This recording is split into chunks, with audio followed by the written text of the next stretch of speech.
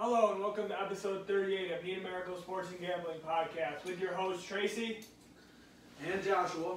Maracle. Today we'll be recapping the divisional round of the NFL playoffs, and we got some other stuff to attend to too. Yeah, first order of business, make sure you're liking, subscribing, sharing, Facebook, Twitter, YouTube, Anchor app, Need a Miracle Sports and Gambling. As always, our show is brought to you by Auto Wash, Car Wash out of Canandaigua, New York. Got them guys out there showing some love from the 585. Make sure you take care of them if you're out that way. Just so you guys know too, we still got the merchandise for sale: hoodies, t-shirts, long sleeves, short sleeves, crew neck sweaters. And that stuff will hopefully be in this week, and we'll be getting that. Yeah, it should be the end of the week, so probably early next week is when you guys will start getting it. Hopefully, if everything goes as planned. Obviously, you know, there's a lot of different stuff with shipping, obviously, with Corona and stuff like that. It shouldn't be an issue, but just to give you guys a heads up, it might be, you know, a couple more days, give or take. You got something back there already? Let's go Seattle from Goldo Torres. I don't know, they got a while before they play again, but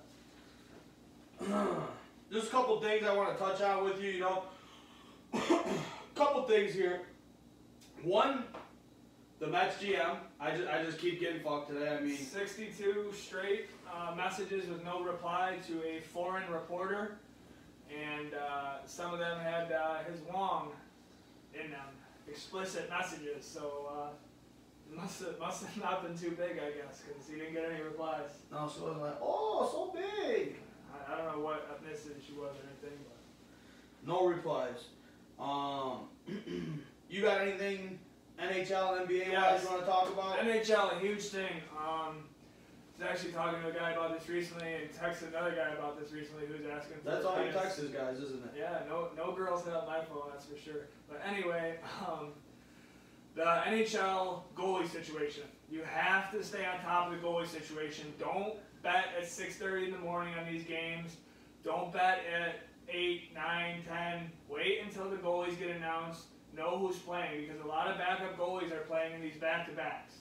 And that could fuck your bet. If you got Carter Hart, who's I don't know if you guys know, but a Philadelphia mainstay, going against, I can't even think, Jack Campbell for Toronto. I know that's not a matchup that could happen this year, but just saying, it's to the top of my head. That's a mismatch in goal. When there's a mismatch in goal, there's a lot of times that the team with the worst goalie is going to lose because they're not stopping pucks. Well, we all know that's not 100% true. Well, yeah, that's what I was going to say. I was going to use Carter Hutton, actually, but I kind of knew the Sabres were going to win that game. I told a buddy that they were going to win 5. You knew? Huh? You knew? Yeah. You told me to put everything I had on the Flyers. No, I didn't. Yeah, you did. Oh, no. Well, wait a second. This is the story, if you would let me finish. Oh, my God. In the morning, I thought it would be the Flyers. But when Carter Hutton went in, that's when I was like, oh shit, this is going to be stupid. He's going to play really well, because that whole, oh, I didn't know I was starting, I'm going to play a good thing. And they just came out and just had, I thought the Flyers were going to win. But once that happened, I was like, this is going to be a stupid game, and the Sabres are going to play really well, and everything's going to go right for them, and it did. This is something we talked about the other day. I was texting with you and Devin, and I said, you know, that Eichel and Hall line, they need to put a guy like Reinhart. I mentioned Cousins as well. Up on that line, they put Reinhart up there, and it looks like a whole new line. Jack and Taylor both had 3 assists. Yeah. Reinhart comes out with 2 goals, almost gets the Hattie. I mean, this looked like a different team, and I got to think that you got to put the blame for the first 2 games. Them are actually winnable games. Maybe if they change the lineups instead of Ralph Kruger going up there, oh, let's just have fun. You know, it's little pee-wee hockey. Let's have fun out there. And you fucking get shat on because you don't do shit with your lines. Yeah, speaking of that, guys, if you want to go listen to the first 2 games recap, that's on there on our Anchor app and all the platforms and stuff. Just on the just strictly podcast side, there's no live video to it. So those are up there on like Apple Podcasts, Spotify, all those. And Hopper, you don't got anything NBA? Nothing you want to cover? My Knicks are playing well. Getting back into the swing of things again. They had about a 4 or 5 game stretch where it looked like they were the same old Knicks, but now they're fighting back. Young guys are playing well. Betting wise in the NBA, I mean, I don't even want to talk betting. Yeah. I've lost my ass. I honestly, just between me and the listener, I'm probably taking a very, very long hiatus from betting. It's literally, you know, the Drake song, it's business is business and it's strictly financial. This is a strictly financial decision because everything I hit, the opposite happened. It's just unbelievable. I've heard that the last 3 weeks, but on top of that, we were yesterday, right, or the day before, when we both bet. Oh, yesterday, Phoenix, yeah. Me and Tracy, we're not together. You know, we're not hanging out or anything. We weren't even talking really. We haven't even texted really since I've been home from work. I happened to pop the Phoenix game on. I put a live bet, I hit it. Put another live bet on, and I hit it. And then I put a third live bet. And I go, man, Phoenix really needs to win this quarter. I text him. I said, Phoenix really needs to win this quarter. All he texts me back is, yep. And I'm like, fuck. I said, I know a guy that bet on Phoenix too. He's like, who? I said, me, you fucking idiot. Yep, right there. I knew we were going to lose that. And I knew I was going to lose too. We were going to lose that bet. And then you got Gorgie Jang banging threes right in the face. And fucking, the game completely slipped. Phoenix's first unit was dominating Memphis. Then Grayson Allen decides to start balling. Brandon Clark with his fucking stupid push shot that never misses for some reason. Yeah, it was terrible. Yeah, I'm glad you did bring up the NBA because I'm just a sad soul when it comes to the NBA. And it's so stupid. Like you said, live bet, and in my head, like live betting, I'm trying to win money as quickly as possible, so I'll do like the 10 points, I'll do the quarters. Yes, that's what I do. I do the race. I usually hit on the races though. Yeah. What I was gonna say. You want to talk about slumps? Well, I am in a slump. Well, what I want to say is something I noticed that I do. You know, for you guys out there that do live bet and shit like that, do not just look at I'll look at the lines, and if I think a team is close enough to even bet on it, and they're like plus 298 or plus 301.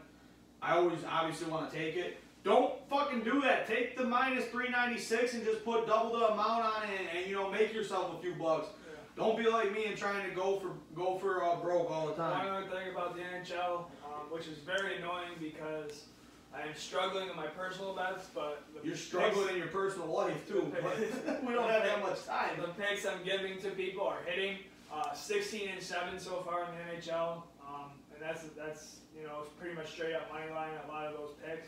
And that's the thing, like the NHL, you don't have to worry about the spread a lot of times, and you get more of a consistent line, like minus 135. A lot of teams are if they're favored. Obviously, like Avalanche are a really good hockey team. You're going to get a lot of minus 200s. Same with like a Vegas. But I just think consistently throughout the season it averages out where the better team is about minus 135 and the worst team is plus 135. So if you just go with your heart and follow maybe a guy like me who again 16-7, really feeling it early in the NHL season. And the same teams are playing over and over, which we still don't know if that helps or hurts. So yeah, that's all you got right now on them two topics. Mm-hmm. All right, something I want to talk about, and I'm sure you heard about it. You know, the combine, the NFL combine. So they're not meeting in Indy no more. You know, you're not going to see that. It's going to be all pro days now, if I'm not understanding right. Mm-hmm. What's your thought on that? Do you like it? You don't like it? I mean, I don't like it. It's just another thing it gets us away from the world that we all used to, you know, love. Some people didn't love, but it just. I don't like it for a couple reasons. I know some people are happy about it. One of our buddies said, you know, hopefully they change up some of the drills, stuff like that. Okay, I get that 100%. But I mean, these kids, you know what I mean, that have been working to get invited to that combine. And not only that, you're putting the best players on this platform for a reason. I hope that from this, maybe, you know, other kids get discovered, diamonds in the roughs that are at these schools, and, you know, possibly they get a chance to work out at some of these pro days and stuff like that. You know, I really hope it does do some good. A lot of people say it's for the COVID situation and stuff like that. So does that mean at the pro days they're only going to be able to virtually see them now? Is this going to be recorded? Yeah, I mean, I didn't really read all up on it. See, I don't know how that's going to work. But one of my things on here though, does that make the Reese's Senior Bowl that much bigger now? I think the Senior Bowl is kind of over the last couple of years really been valued more and more. You saw a guy like. Well, look at Herbert. Yeah, and I was gonna say Josh Allen played fairly well in it. Yeah, I mean Herbert last year.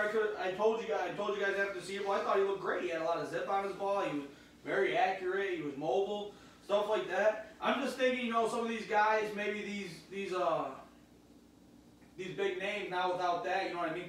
This is all you're gonna see of these players from the time they stop playing to the time they enter the draft now, really. I mean, you're gonna... It makes it tougher on the teams. Right, and I mean, you're gonna see it virtually still, but that's not the same as in person. Scouting just becomes more important. The guys you got in the building that you don't hear about or see, they gotta find the talent. And like you were going off on Diamond in the Roughs, I'm a firm believer from, just my days in sports and even now.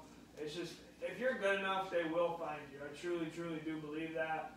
Hey, we're here in Lockport, New York, doing a podcast, trying to get it on Facebook, trying to get it on YouTube. It's kind of the same idea. We think we know shit, and we think we're pretty entertaining most of the time, and we want to get it out to a bigger audience. That's what we're trying to do, and that's what guys at Weber State, like we're going to talk about it, I'm sure, Teron Johnson. That's where he went to school. And guess what? Guess what happened to him? He gets embarrassed at the combine, but he gets hit in the face with the ball. I truly do believe that it's not going to hurt players. I think it just kind of makes it harder for the GMs and the scouts and everything to kind of find the talent and see what they like. I just want to hear your thoughts on it, because, man, I really did look forward as a fan, too, though, getting to watch that combine, you know what I mean? Getting to see what people do, because, they can do it at their own school all they want. We know they're the best player at that school. That's why they got the play-in time. Mm-hmm. But now when you see them against other guys that are of that caliber, it's really, nice to be able to stack them up against each other and see what you get. Yep. And I just think, that's going to suck not having that, but absolutely. I understand.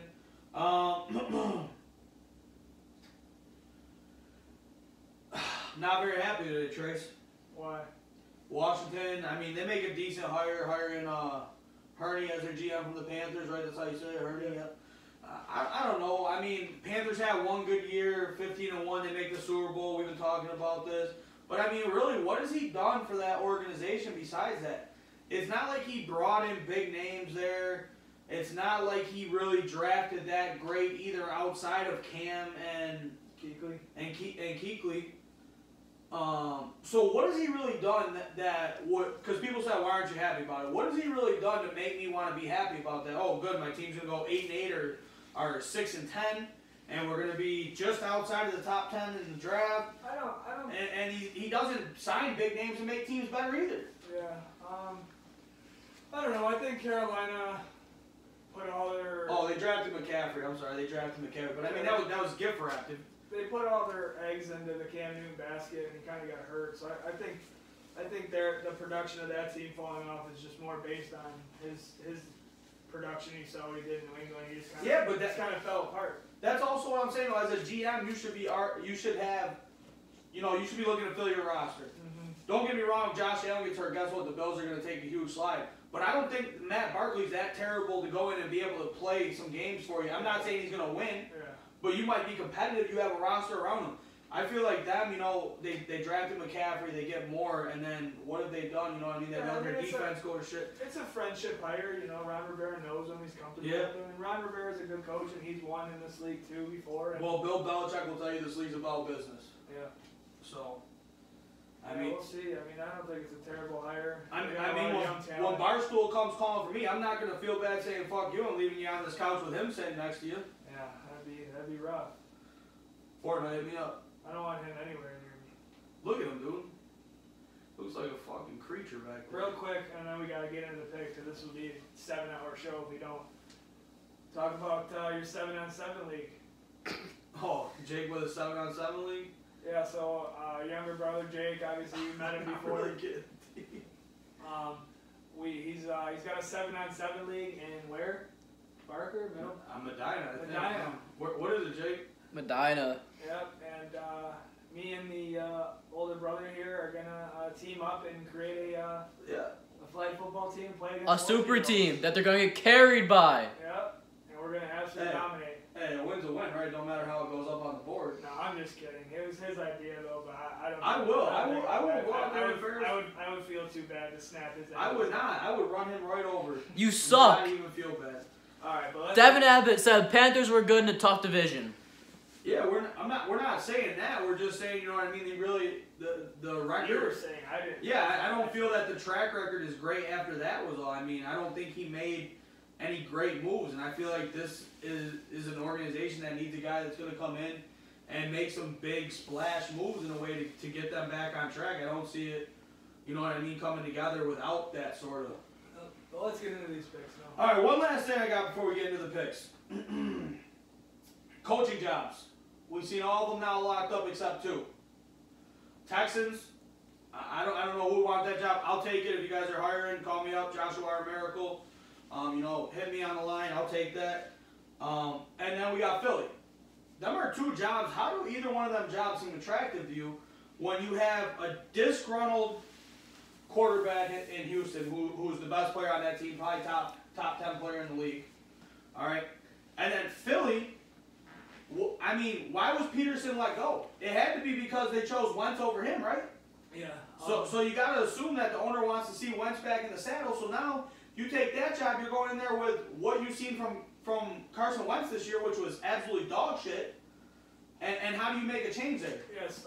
Real quick. Sometimes in the NFL, and talking about the NFL, the best minds aren't the guys on ESPN or stuff like that, because they're always trying to get back in the NFL, a lot of those guys. So where I'm going with this is Michael Lombardi. Mm-hmm. He's actually talking. Your guy, you like him. Yeah, talking about former guy with the Browns, the Patriots, the Raiders, was all over the place. Got 2 kids that coach the NFL right now. Really knowledgeable guy. And he was basically saying that, listen, the head coach, if you're a head coach and you say you know what I mean, you got a good football mind, you've coached, I mean, not at the highest of high levels like that. I mean, you guys like to say I don't got a good mind, but thank you. I like that. But I mean, you have confidence and you think, you know what I mean, you can handle the offense and defense, but what these head coaches have to go in and do, and you're right, it is hard. But he said, hey, listen, you're getting $6 million to go do this. You got to change the culture. You got to know what you're going to be doing on 4th and inches against Andy Reid's offense like that. You got to know all these different scenarios and situations, and it's hard as hell. But guess what? That's why you go and lay your head down on a nice ass, expensive ass bed at night with probably a hot wife, because you're making $6 million. You're coaching the NFL, and you got to figure it out. And to go into your attraction, no, they're not attractive.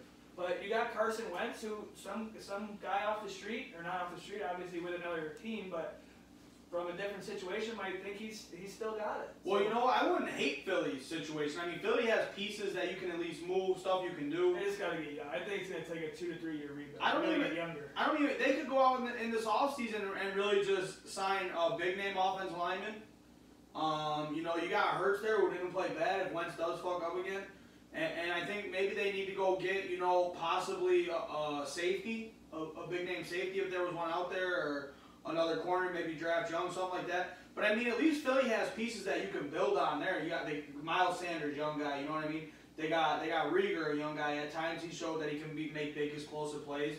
Lane Johnson's coming back, he's a staple right tackle in this league. Kelsey's still there, he's a staple center. Obviously he's getting older, but I mean, he's still there. You still have these locker room guys that if you come in with the right attitude and the right work ethic, these guys are going to automatically buy into your system pretty much. Yeah. And next thing you know, the whole team's following suit. Yeah. They got Fletcher Cox, Brandon Graham. These are all, big name guys that play good football, that it's not going to be hard to turn that around there. And then one last thing, and we will get into the picks, I promise. A guy who lives pretty close to us, 45 minutes down the road here, he had to do that 3 years ago. Or 4 years ago, whatever it was. Oh, now. McDermott, yeah. McDermott. I mean, this was a franchise that since 1995 hasn't won a playoff game. You hear about Ralph Wilson not wanting to spend money. Right. Then you hear Pagula goes out and his first hire is Rex Ryan. Right. Who lost control of the locker room, all the off the field stuff, guys sleeping in meetings, and he heard all that, and he just said, hey, I'm gonna put my head down.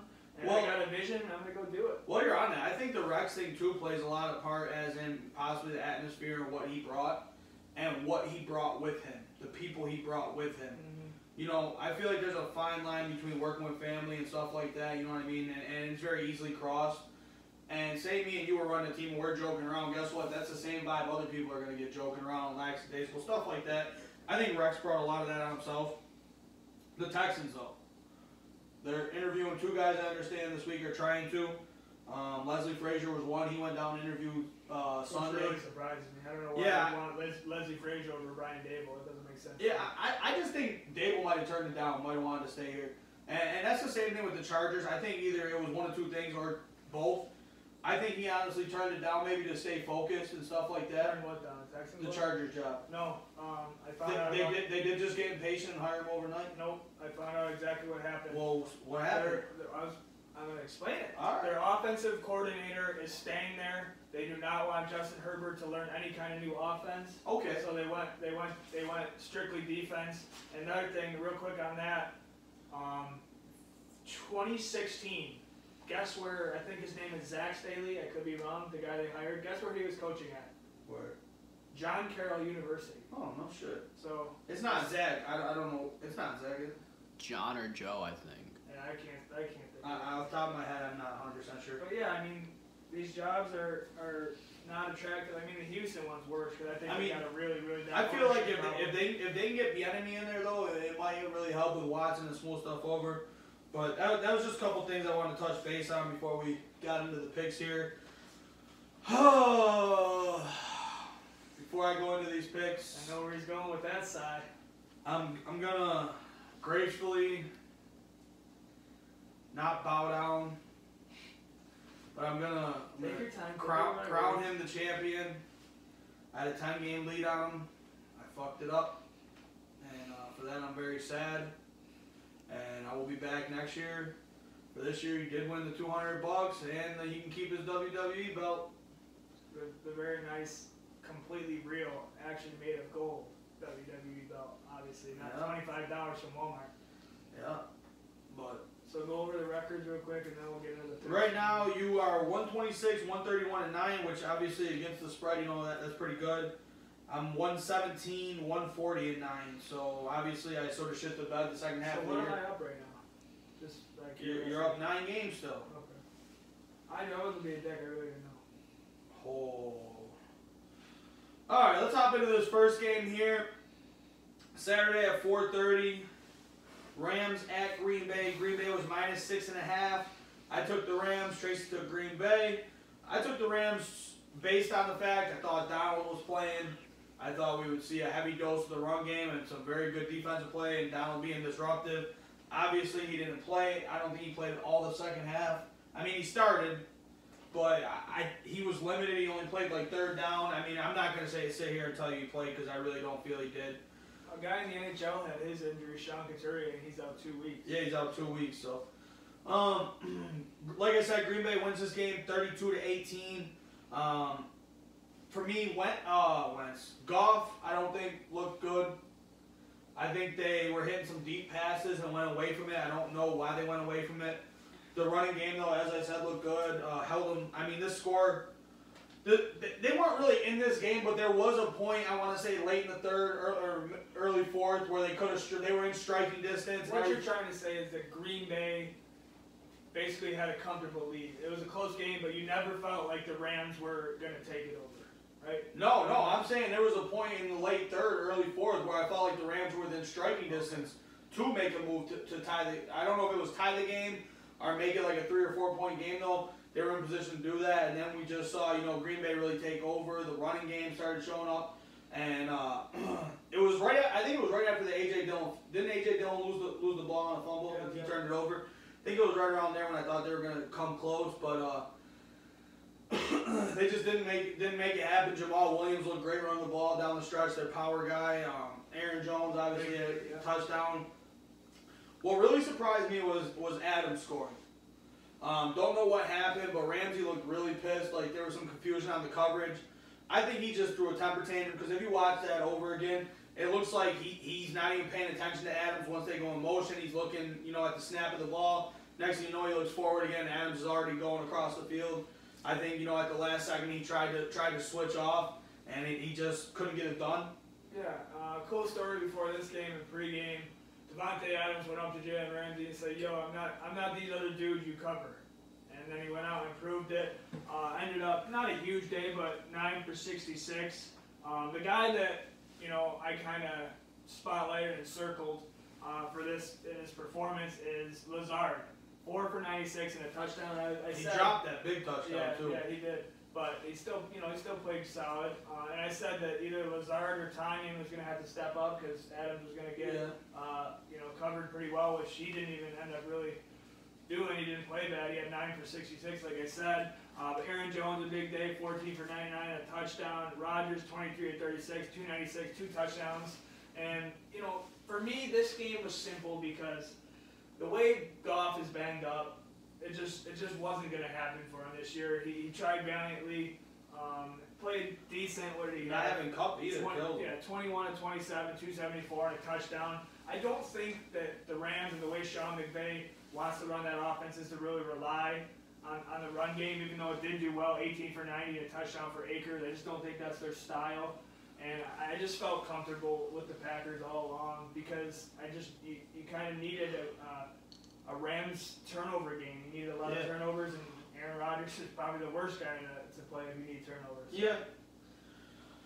You got anything more on that game? Nope. On a positive note, though, if you listened to me and took the 45.5 over, you covered there with ease. On to the next game here, Ravens at Bills, the 8:15 game. Bills Mafia comes through. The Bills win 17-3. Me and Tracy both took the Bills -3. I feel like this was a very good game. Very good game plan going into this game by the Bills. Lamar Jackson obviously getting hurt changes the game, but how much does it really affect it? You know what I mean? When did he get hurt again? It was, I want to say later stages of the third quarter. That's what I thought, almost to the fourth, right? I thought it was the fourth. Yeah, It might have been even. It might have been halfway through the fourth because I thought that I was a nervous wreck the entire game. He got like two drives the other dude. Yeah, he got like 2 drives, so it was probably right around start to middle of the fourth. You guys can correct me if I'm wrong, Devin. I'm sure you're about to type away. But once he went out, I knew it was over.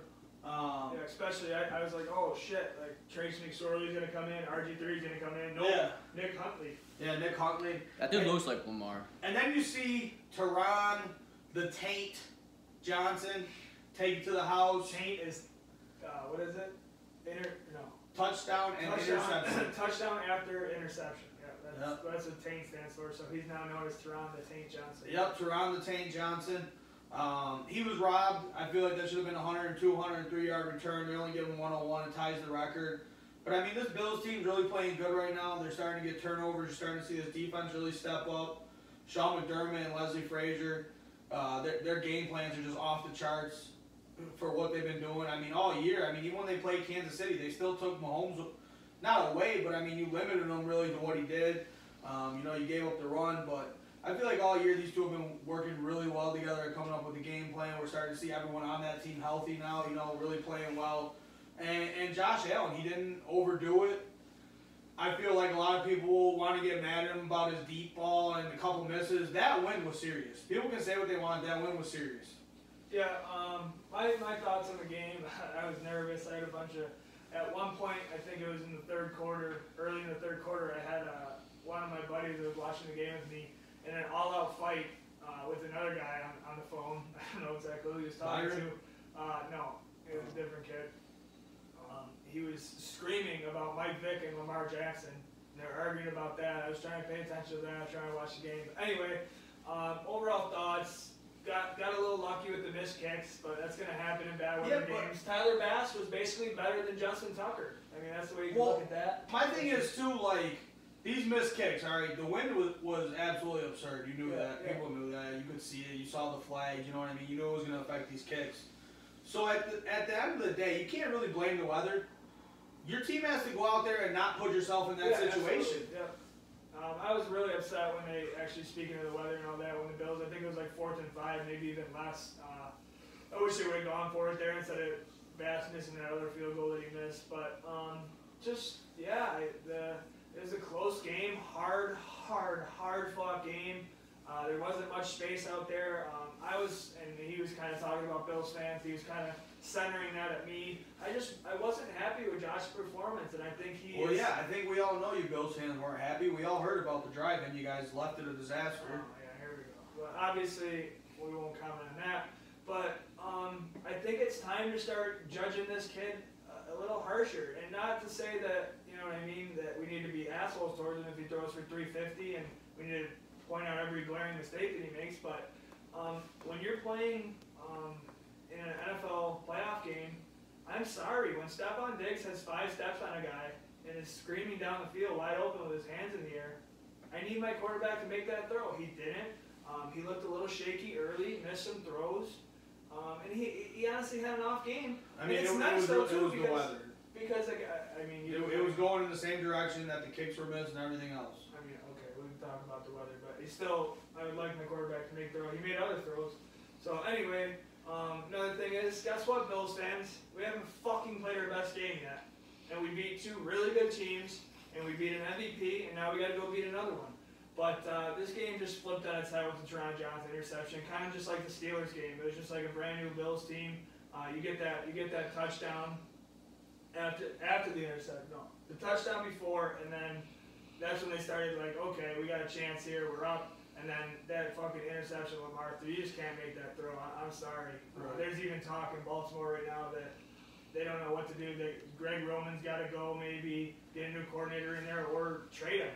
And it's crazy to say, but it's how fast this league comes at you, man. It's you're on top of the world one day, and the next you're shit. So, I mean, what else is there? Diggs with another huge day. He's just big time. And hey, you want to put? I'm going to say the other guy's name. What's the corner for Baltimore? I'm gonna say Humphrey? Humphrey, yeah, I was actually going to say that. I don't understand why they had him on Beasley. Because, I I'll don't tell you why. understand. I'll tell you why. And if you, I mean, you do watch a lot of Bills football, but Beasley is the engine to this team on offense. I understand that, but no, it's not anything like that. Literally, you took your best player, a top 15 defensive player in the league, top 20 defensive player in the league, if not higher, and put him on somebody that was hurt. Marcus Peters could have played against Cole Beasley. Jimmy Smith could have played against him. You're not losing anything by putting one of them guys on a hurt person already. Okay, well this is where, and you're right. I mean, go look at that throw in either the first or second quarter when it went to Beasley and he didn't lay out for it or try to extend for the ball. You know, he just sort of let it go and hobbled back. You could tell he was hurt right there. You should have made the change. I'll give you the injury. I'll give you the injury thing, but my thing to counter that, and it's a good thing for Bill. I'm not saying you're wrong or anything, because that's just how you feel decision. Like coaching feels that Beasley is the go-to there for the Bills offense. Not that he's the best player, but he's just always open. No, I understand that 100%. I don't hate the game plan. I understand going into the game with the game plan like that. But you said he's hurt. But once you fucking see they're not throwing him the ball, and then you see him make a play like that, you know, that usually he would lay it all out for and try to catch one-handed, and he just sort of let go by him pretty much, or flopped. I forget exactly what he did. But it did not look like himself. Right there, as a coach, you should have been like, why am I wasting my best coverage guy on this guy when Diggs is fucking killing me? And what I'm trying to get to here, and I'll finally make the point, is it seems like a crazy fucking thing to say, because Kelvin Benjamin, Queen Latifah ass, and Zay Jones, and not Andre Roberts, the other Roberts, Holmes. Andre Holmes, yep, we're out catching passes. 2.5, 3 years ago, whatever it was. Now we got, look at Jake, he doesn't even know who the fuck these guys are. He's got a weird look on his face. And now we got Stephon Diggs, Gabe Davis, John Brown, Cole Beasley. Kenny Stills on the bench. Kenny Stills not even dressing. That's the issue here. What's the game plan? And Brian Dable is just saying, hey, we're gonna take this. If you go do that with Humphrey and put him on Diggs, then now, and I'm not saying that he would have, because I do get your injury part, so I'm not trying to argue with you on that. But if you do put a Marcus Peters on Beasley, maybe he eats. If that's not going on, if Beasley is hurt and Peters is on him and Humphrey's on Diggs, hey, guess what? We have Davis and we have John Brown. John Brown had a very nice resurgence game too in the stat book. But real quick, we'll get to the stats and we'll move on. Allen was 23 of 37, 206 and a touchdown. Did what he needed to do. Diggs, 8 for 106 and a touchdown. I mean, he's been money. He's been the best receiver in the NFL this year, and I don't really think you can make much of an argument about that anymore. I said this year, not in the game as a whole. Lamar Jackson, 14 and 24, 162, a pick that was deadly, and then 9 and 34 rushing. I want to get into that a little bit. You want to talk about a fucking game plan? I talked about it all week. I felt comfortable with the Bills. Could the Ravens have beat them? Yes, but I just felt, in my heart of heart, comfortable with the Bills because this team has a game plan. Every week, they have a game plan, and it's always, usually, more times than not for sure, it's always solid. And look, they know what the Ravens wanted to do, and bang. Dobbins and Edwards combined 20 rushes for 84 yards. I mean, that's beautiful right there. You know what I mean? They made some good adjustments at halftime Yeah. to stop And the they run were game. getting gashed early. Yeah, because I too. was going to say the run game early. I took a prop bet for Dobbins to have, what was it, over 60 or something like that, and that hit. And then all week, and I actually with a couple buddies, Friday night, we were hanging out, went and played hockey, then went back, watched the Sabres game. We were bored after, trying to get hyped up for the game. We watched last year's Raven game. Terrible idea. Scared the shit out of me because the Ravens kind of dominated that game more than I fucking remember. But guess what? I told these motherfuckers, looked him right in the eye, and Rashad Harrison, I hope you're watching because you fucking called this guy and said he wasn't that good or he's average. Matt fucking Milano shut down fucking Andrews. That's what this game came down to. Shut him down. I know they put other people on him. They had a great fucking game plan for him. Andrews is a top 5 tight end. They shut his ass down. Lamar didn't know what the fuck to do. Didn't know what hit him. Yeah, I agree with you. But we've been on this game forever, so let's move on. Well, I just want to say 2 something. more, baby. 2 fucking more. And for you guys at home that are like, what the fuck is Josh talking about? That's where Humphrey plays. He plays the nickel. I understand that's where he's been playing. I'm just saying when shit isn't going your way or you can use a player in a better spot, that's something I feel like you have to do as a coach. Yeah. Especially when you're a man defense. You're a man blitzing defense. Cover 1, cover 0 blitz. That's what you predominantly play. Fucking take him and put him on someone else. Guess what? He's still playing man. Mm-hmm. But anyway, like Tracy said, that's enough on that game. We'll hop to this Browns game. Sunday, 3 o'clock. Kansas City wins 22-17. We both get a cover. We took the Browns plus 10. Our cover probably was only good because Mahomes got hurt. I was gonna say, Mahomes is in. It's Friday. But not good. Yeah, I mean, I really thought the Browns would do a lot better than they did. That didn't happen, unfortunately. And they're on a golf course right now for a reason. For me, Kansas City, though, I mean, if you could take away Kelsey or Hill, one or the other, and did it last week, and limit the other, I mean, this is a team you can beat. A lot of people worried about Mahomes. I originally thought it was a concussion too. Some people are saying he's in concussion protocol. He's not in concussion protocol. I'm not a doctor. I'm not going to speculate, but what I'm going to say, the way he got tackled, I really think it was a nerve in his neck, and it just sort of knocked him out for a second, made him goofy, whatever. He's still going to play, obviously. I don't think there's a doubt in anyone's mind he's going to play on Sunday. My thing is that he was ruled out with a concussion in the game, so he does need a clear concussion protocol. Jesus. But, listen, the guy don't have a fucking concussion, first of all. Second of all, it's Patrick Mahomes. He's fucking playing in the AFC Championship. Stop with the updates. Oh, it makes me sick. If you're checking all this shit and you think he's not going to play, oh man, it's Thursday, he's got one more stop. No, listen, they're going to fucking make it go to however long they can because they want the Bills to be thinking fucking Chad Michigan's own Chad Henry. Hey, you saw that throw on 4th down? Yeah. You saw that throw. Yeah, listen. That's a ballsy move by Andy Reid. I give him some credit. And speaking of that, let's get more into this game as we were talking about injury. Kind of got away from it. Listen, Cleveland tried to have a game plan, and the Chiefs just kind of took it away. They didn't run the ball as effectively as they would have liked. And I say it, and I'm going to keep saying it until he proves me wrong. Baker's small. He can't really make those big-time throws. And if that guy's trying to beat me, I'm living life good. And they stacked the box. They made their tackles. They didn't let Chubb get loose. Chubb only had 13 for 69, I believe. Hunt ran the ball okay. I thought Hunt was actually watching the game a little bit more of the more effective back. Yeah. But Higgins played pretty well for Cleveland. That's the guy with that big fumble right there.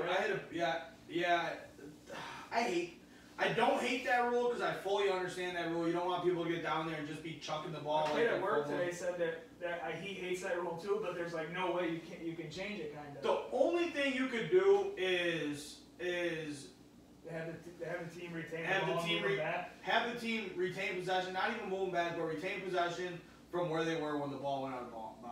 Okay, so like a no play. Yeah. I mean, where they lost the ball. Yeah, and another thing is Sorensen. That's head-on-head contact. Targeting might have been called. That wasn't called, and if it's another team, I feel like that is called.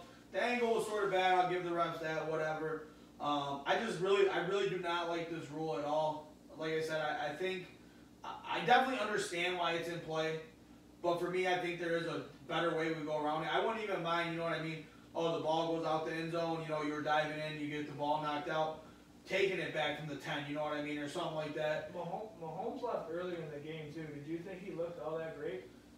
No, I mean he's battling that toe injury or whatever. I don't think he looked bad, but he didn't look great. I think Kansas City is a team that knows that they are a lot more talented than everyone else, a lot better built to come back on teams, and I think sometimes they just sort of get in like whatever, we're gonna win. And don't really worry about anything else, and then they look up and they're in a 7-point game. And they're like, oh fuck, let's put one in. You know what I mean? Someone late in the game situation, someone said today that it kind of almost hurt the Browns that they knew Chad Henne was in the game and Mahomes was done because late in the game they had a 4th down situation where you probably got to go for it, and they ended up punting it, and Chad Henne, ended up sealing the deal there. Yeah, I didn't understand. It was scary there for a little bit. They went for a deep ball to Tyreek Hill, and Chad Henne did not throw it anywhere near Tyreek Hill. Oh, the interception? Yeah. And again, Michael Lombardi, I know I'm sucking him off, but he's like, listen, that's when you get a team meeting real quick, you gather up all the boys and say, this is it. We're going to fucking bleed this 639 off. We're going to go down, we're going to go score a touchdown, offensive coordinator, or if he's calling the plays, we're going to run the 12 best plays that we have in our arsenal. Even maybe some we've never used before, shit like that. And he said that had to be the time, and they didn't. They punted, and that was lights out. Yeah, and for me, why didn't Le'Veon play in this game? Why was it Williams? They were talking, yeah. They just is he done? I don't know. It can't be because of the offense. I don't know. Like Andy Reid is weird with running backs. Like it's like kind of reminds me of the old school Patriots where they had like 15 running backs and they just. You're like, oh, you fucking, unless you stop James White and then like Brandon Bolden. Unless he's saving him for this week maybe, or I don't know what he's doing, but I just don't understand. I think he's your best receiving back. Mm-hmm. Yeah, it's weird. You know what I mean? You're in a passing offense. I just don't understand why Williams got the start. For me, just a good game though. I really think that the Bills' offensive line deserves a lot of credit for this game. You mean the Browns? Oh shit. Sorry guys, sorry. I meant to say that the last one. No. What are you trying Kansas to say? City's offense line. Oh, okay. Sorry. Holy shit. Oh shit, I had a blank out. I looked at the Bills logo, I got all confused. Kansas City's offense line, played really well against Myles Garrett. I didn't really hear him called that much. He wasn't the X factor he usually is. And obviously Mahomes gets the ball away fast, but I mean, I just felt like that offense line really, really held up nice. Because you look at the Browns' defensive line, they don't have a bad defensive line. Myles Garrett, Sheldon Richardson, the one guy I can't pronounce his name, Iobagwe or some shit like that. I don't know. But, yeah, they held up nicely there, too. Yeah, so that's all we have for that one. Let's go into the Battle of the Elderly, the Canes. Bucks versus the Saints. You took the Bucks. Good job. I took the Saints -3. Hard to beat a team 3 times. That's actually not true. I got a stat. You got that stat? Yeah, 65% of the time in the playoffs when a team beats the other team twice, they also win the 3rd game. So, yeah, it's like teams are like 15-6 or something. Yeah, but hey, we got the job done. So if you listen to me, we got the job done. My over didn't hit either. It was only a 50-point game. It was 52. I really thought Peyton was going to outcoach Arians, and truthfully, I feel like he did. If you go back, you look at some of them throws. The setup for that Jameis play was beautiful. Yeah. To Traquan Smith. But my thing is, Harris gets hurt, whatever. He's somebody that they've been throwing the ball to a little bit more. We find out now that Michael Thomas was playing hurt to try to get Breeze another trophy. before he retires. Everyone sort of knew Breeze was going out after this. He really played his heart out, and I think all them guys played hard for him. Love Kamara. I took a prop bet on Kamara to have over 68 rushing yards. He hits that. But for me, if you go back and look, I mean, if Breeze hits 2 or 3 of these throws, it's a different game we're talking about. I mean, the one Jared Cook pass, it was like, where are you throwing the ball to? But he just can't anymore. But it's not even like he's underthrowing them; he's overthrowing them too. He can't hit a mid-range. He can't. He's just. I mean, he kind of lost it. I was on that train. I honestly, my hot take before the season in the NFL was I thought the Saints were going to miss the playoffs because of Drew Brees. And for me, I get it's Breeze's last game, and as hard as it may have been, you may have had to pull the trigger and put Jameis Winston in there. I feel like you might have gave your team a better shot at winning this game. And that's the question of the season. If Taysom Hill, I mean, Taysom Hill's hurt too. Yeah, if Jameis Winston's in there this whole year, and you're using Hill the way he was used, and you get the running game you did from Kamara, if Jameis Winston's got that to rely on, and he can use the play action and get guys deep, I think this offense is better. But this game, to me, is what I thought was going to happen. I don't mean to toot my own horn, but toot. I just said the GOAT. I'm sorry. I hate him. I grew up hating him just like everyone else is a Bills fan. You want to kill him. When the Patriots came into the Ralph for New Era Field. But well, I mean, he came from the QB University. Yeah, okay. He's had like one good one in him, but whatever. 18 of 33, 199. He just outplayed Drew Brees, made the throws when he needed to. Scotty Miller on a huge third down, put it right in the bucket. Like, his deep ball is just crazy accurate. And that's what I don't understand, because you're seeing Brees age out and not be able to hit these deep balls, but you got Brady still hitting these shots. It's just insane how good this guy is and the legacy he's leaving. Like, it just doesn't age. Like, whatever that shit he has, the Brady, what is it? The Brady 12? Or Brady, TB12. TB12, sorry, yeah. But some other highlights in this game: 18 to 85 for Kamara. You know, kind of shut him down a little bit. I mean, still got. Well, I mean, they do have the number one run defense in football. Yeah. So, which is weird how the Saints killed them twice in the regular season.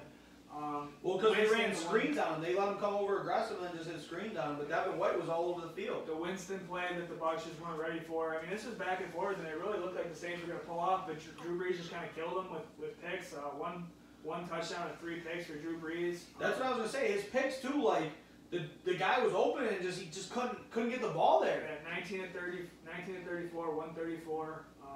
And Traquan Smith, the guy we talked about, that caught the Winston pass, 3 for 85, 2 touchdowns. Had a nice day.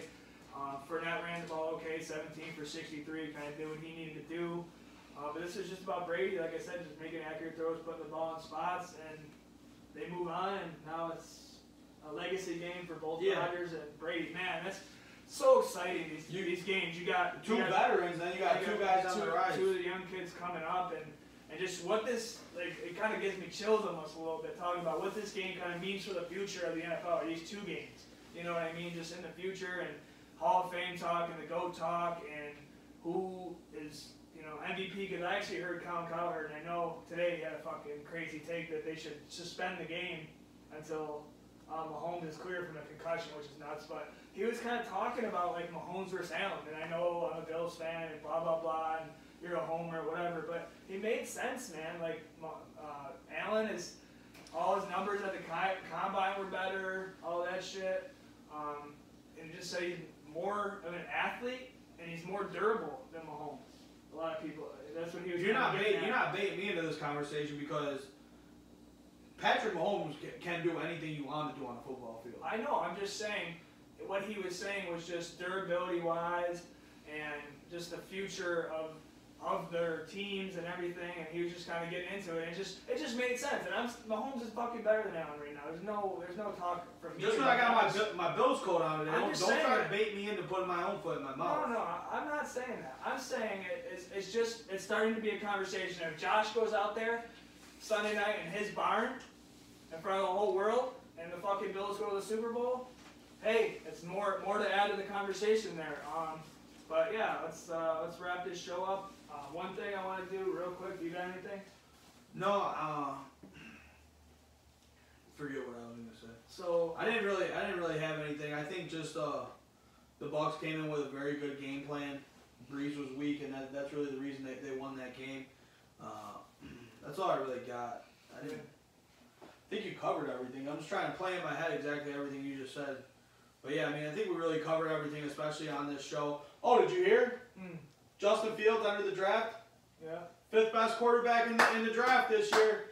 Yeah. 5th best. We had a huge, probably 300. I'll tell you right now. 300 text group Quarterback class: Trevor Lawrence, Zach Wilson, Trey Lance, Mac Jones, maybe Justin Fields. I wouldn't put Mac Jones ahead. Probably Kyle Trask right there. Justin Fields here. But You're not gonna put Mac Jones over him. People are saying he might have the best deep ball in this fucking draft class. Yeah, we'll see. Let's just focus on the here and now. And next week we got a lot of draft talk coming up, people. So we're probably gonna do a live stream for the draft, all that. Oh, we will definitely be doing a live stream.